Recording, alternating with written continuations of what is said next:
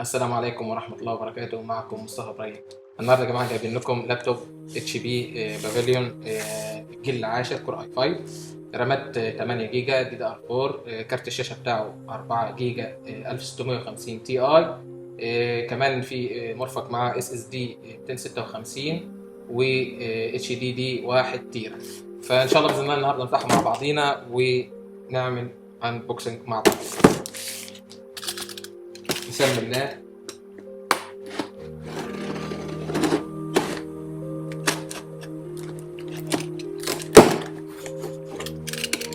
على فكرة انا مفتحتوش قبليكم ولا حاجة، انا لسه هفتحه دلوقتي.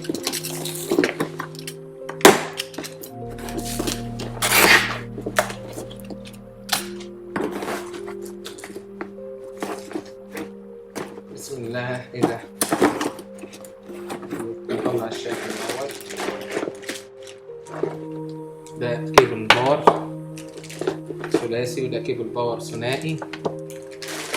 ده الشاحن بتاعه. تمام.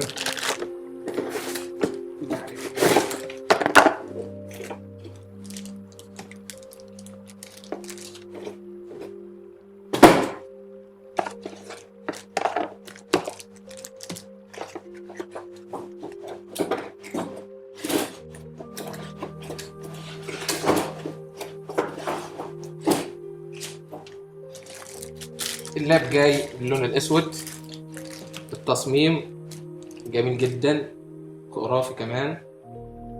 جاي بكيبورد فيها اللون الاخضر، تقريبا هيكون في باك لايت في الكيبورد. طبعا هعرض لكم ليه صور في الفيديو وتابعوا معايا.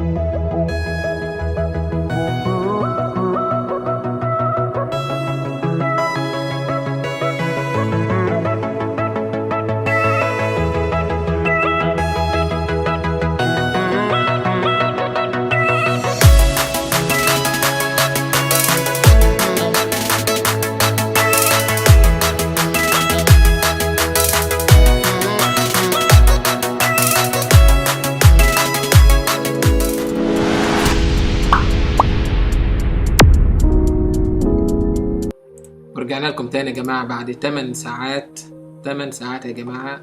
نزلنا الويندوز وعملنا كل البرامج وعملنا سطبنا جيمينج وسطبنا كمان برامج جرافيك. طيب اللابتوب طبعا نعمل مراجعة سريعة.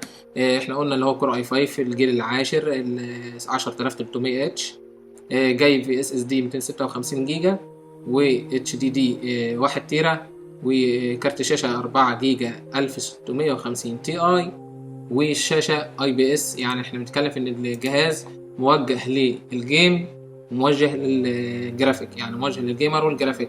تقدر تلعب عليه، تقدر تشغل عليه برامج جرافيك، تقدر تشغل عليه البرامج لحد السنة دي، البرامج اللي هي 2021 كمان. حتى الالعاب والجيمز كلها تقدر تشغل عليها اقوى الالعاب واحدث الالعاب لسه نازله السنه دي.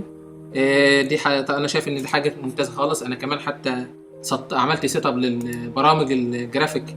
يعني عايز اقول لكم في 5 دقايق كنت مخلص البرامج اللي انا بشتغل عليها، برامج الادوب فوتوشوب والادوب بريمير والادوب الافتر افكت. فصراحة يعني اللاب سريع جدا، ممتاز جدا خالص. كمان استهلاك الطاقة فيه يعني على حسب طبعا ما انت بتستخدمه، هتستخدمه جيمز او هتستخدمه برامج او برامج كتابية. اللاب ينفع بصراحة تستخدمه في اي حاجة، يعني ممكن نستخدمه للطلبة، ينفع للتصميمات، ينفع للجيمر. يعني صراحة انا مش شايف غير ان انا اقول اللاب ده حاجه ممتازه جدا. كمان عندنا الكيبورد موجوده بمستويين من الاضاءه، وممكن كمان تقفل الاضاءه خالص. المستوى الاول بيكون اضاءه خفيفه، في المستوى الثاني بيكون اضاءه اشد. في بقى انك انت ممكن تقفل النور خالص لو انت قاعد في مكان فيه اضاءه يعني كفايه، مش لازم تنور الاضاءه الخلفيه اللي موجوده تحت الكيبورد، عشان توفر في الطاقه. طبعا حسب المكان اللي انت شغال فيه، زي ما بقول لحضرتك، زي ما بقول لحضراتكم يعني، ان كنت لو انت شغال بيه جيمز، فطبعا اكيد هتكون عامل اغلاق كامل للنور حواليك، فهتحتاج انك انت تشغل الكيبورد باعلى مستوى على حسب المستوى اللي انت بتحبه. كمان كنت حابب اقول ان هتلاقي فيه اعدادات جميله في السبيكر بتاعت اللابتوب. هيجي بالسبيكر اللي هو بي اند او. احنا دخلنا هنا عشان نشوف اعدادات الصوت اللي موجوده في السبيكر. في سوفت وير خاص بالصوت.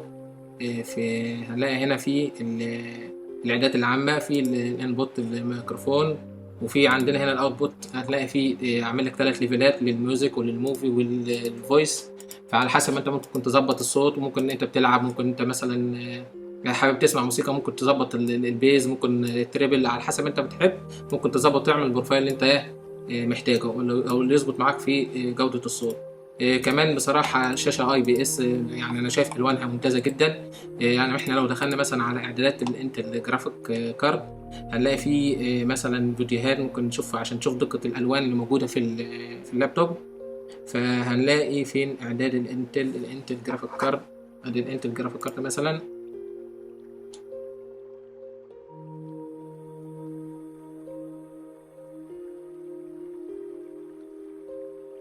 هنلاقي اعداد كتير خالص. هتلاقي عندك هنا منصة انتل للجيمز، ممكن تدخل على الفيديوز هنا، ممكن تعمل النظام انت بتحبه. انت هتدخل هو بيكون دايما على الديفولت.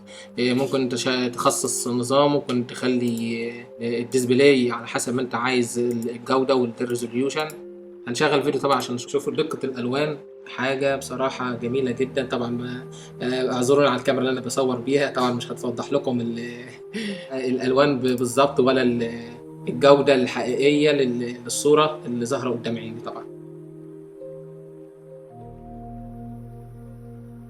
لابتوب يا جماعة زي ده، أنا صراحة أنا شايف إن هو مناسب جدا، ممتاز جدا جدا جدا للجيمر، وهو ممتاز جدا للتصميمات، ينفع معاك لأي حاجة. البطارية بتاعته ممكن يقعد معاك 6-7 ساعات أو أكتر كمان، طبعا لو أنت سايبه على وضع الاستعداد بس مش عامل أي حاجة. طبعا لو انت طفل اللاب دي بقى لسه احنا ما جربناهاش، لان احنا لسه في اول يوم تجربه ليه، وبس بعد 8 ساعات تجربه يعني فحصت كل حاجه ممكن تتخيلوها. طيب في حاجه كمان انا نسيت اتكلم عنها، وبتمنى من زمان انها تكون موجوده في اتش بي. يعني لو بصيتوا انتوا للماك، يعني اتمنى علامه اتش بي دي تكون مضيئه زي الماك كده. يعني لو حاجه زي دي موجوده في اتش بي بصراحه كان هيكون تصميمه فوق الخيال.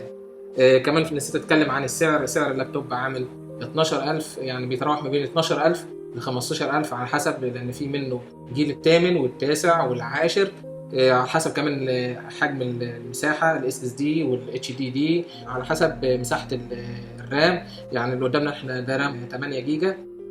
سلام. كمان لو حبيت تعمل ابجريد لرام 16 جيجا، هيكون لابتوب ممتاز خالص معاك في الشغل. وبس لحد هنا وصلنا لحد نهايه الحلقه، ويا ريت ما تنسوش تدعمونا بالاشتراك والاعجاب لو الفيديو عجبك. والسلام عليكم ورحمه الله وبركاته.